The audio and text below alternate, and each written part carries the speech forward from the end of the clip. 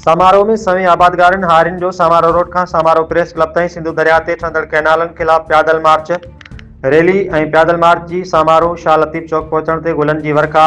Press club समारोह वारो एहतजाज में शरीक आबादगारनि जो मेन समारोह रोड मीरपुर खास रोड ते न ठहण, उस में धरणो, कैनाल नामंजूर अजा नारा। खबर मूजिब सिंधु दरिया में कैनाल कढण खिलाफ समारे तलके जे सभी आबादगारनि हारियुनि सिंधु दरिया जी बचा लाइ रईस सरदार गुलाम रसूल धोंकाई, अली नवाज, मीर हसन कालरो, सेठ वहीद कामखानी, नूरल शाह, असलम शाहानी, यासीन शाहानी, नबन कालरो, मीर हसन, अली नवाज कालरो, मोहम्मद हसन शाहानी, इब्राहिम सिंहड़ो जी अगवाणी में समारे रोड खां समारोह शहर ताईं पैदल मार्च करे रैली कढी वई। प्रेस क्लब आडो थियल धरणे के आबादगार अगवाणनि खिताब पूर्ण कयो। उन मौके ते रैली जे अगवान सरदार गुलाम रसूल धोंकाई खिताब कंदे चयो, सिंधु मां कैनाल कढण खिलाफ सिंध जो माण्हू कंहिं सूरत में क़बूल न कंदो। सिंध असांजो जियापो आहे। कैनाल निकरण सां सिंध बंजर बणिजी वेंदी, जेका सिंध सां वॾो ज़ुल्म आहे। सिंधु मां कैनाल कढण सिंध ऐं सिंधी क़ौम खे तबाह करण जी साज़िश आहे। कैनालनि निकरण सां सिंध में ज़राइत ऐं मालियात तबाह थी वेंदी। फौरी तौर ते कैनालनि जो कमु बंदि करे सिंध खे पंहिंजे पाणी जो हिसो ॾिनो वञे।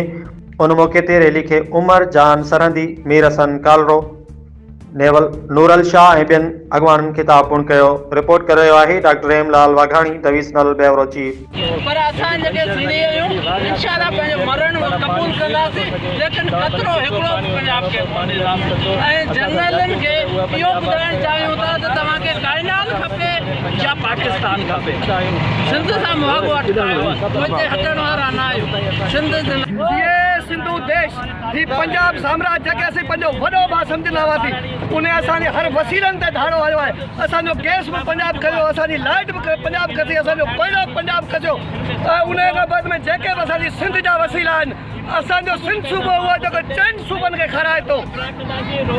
ऐं अॼु इहो पंजाब खे असीं मैसेज ॾियणु चाहियूं था त असीं तुंहिंजो कोयलो बि बंदि करे सघूं था, असीं तुंहिंजी लाइट बि बंदि करे सघूं था। पंजाब साम्राज्य तो ते लानत पंजाब हुजे जेको तूं सिंध सां जहिड़ो करीं थो।